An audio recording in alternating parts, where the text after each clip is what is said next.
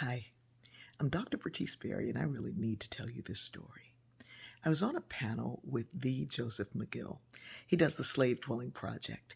He literally sleeps, spends the night in cabins where enslaved people lived. The people who built the big houses, he sleeps in their cabins. It's an amazing project, and go to his site and find it, Joseph McGill and the Slave Dwelling Project. After the panel, a young woman came up and wanted to know how this would affect our future. Wouldn't it harm my grandchildren's grandchildren to grow up thinking that they were only they were descendants of slaves? That they were only descendants of slaves is the way she put it. I was a little bit confused by the question. I really was. And I realized that it was coming from a false narrative. And I said very quickly, first of all, I don't use the word slave. They weren't slaves. They were people who were enslaved. She was like, "Oh, that's a different framing. Yeah, it's like Beyonce's." And I was like, I don't know what you're talking about, but okay." So she said, "Well, but the idea that that's all that they were," and I'm like, "Are you kidding me right now? Did somebody? Is this a plant?" I said, "This is a false narrative. That's a false narrative." I said, "Let's start again. There was not just a middle passage, a ride across the ocean on a nice cruise ship.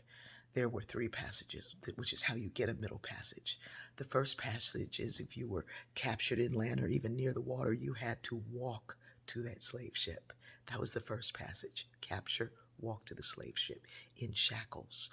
The second passage was that horrible traverse across the Atlantic, where many more, because many died on that first passage, many more died and were either thrown over or jumped over. Many died on that middle passage when they were crammed in those ships.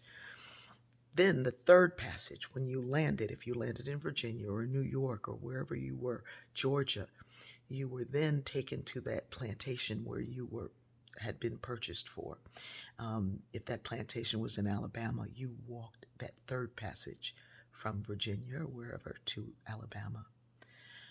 Somehow, someone from my line, my ancestor, survived that first, that second, that third passage long enough to have a child who endured the horrible, horrible treatment that was served out during enslavement. There were so many different devices of torture, some that would leave scars and some that would not.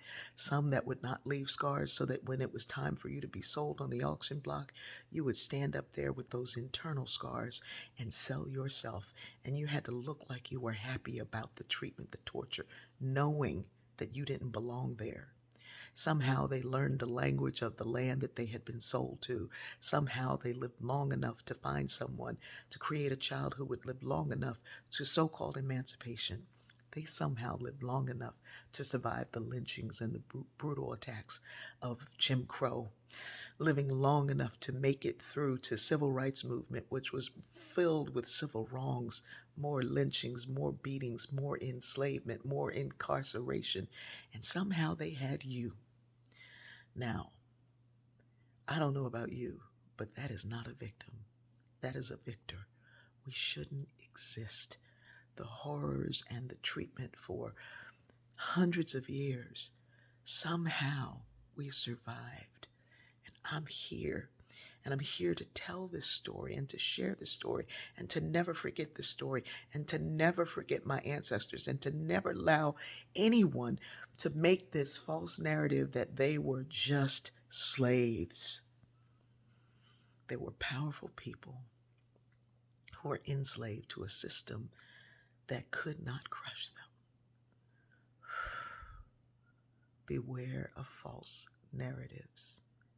Beware of lies that say they're trying to teach your children CRT, critical race theory, created by a Harvard lawyer to your second graders. False narrative.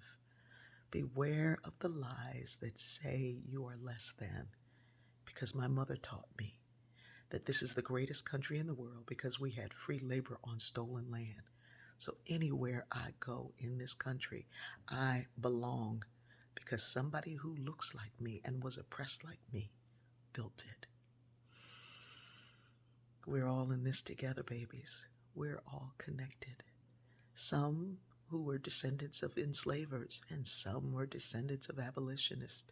Some were descendants of people who were enslaved, and some are descendants of those who came to tell the truth.